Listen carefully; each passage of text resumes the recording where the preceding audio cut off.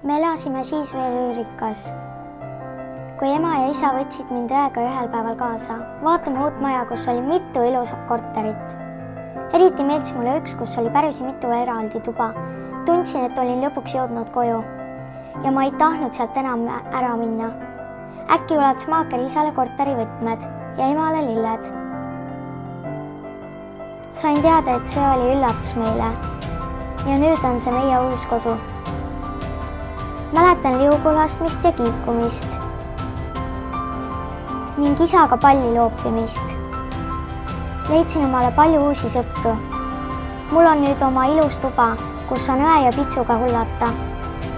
Ma nii armastan oma pere. Ma olen kõige õnnelikum. Sellisest kodust olengi unistanud.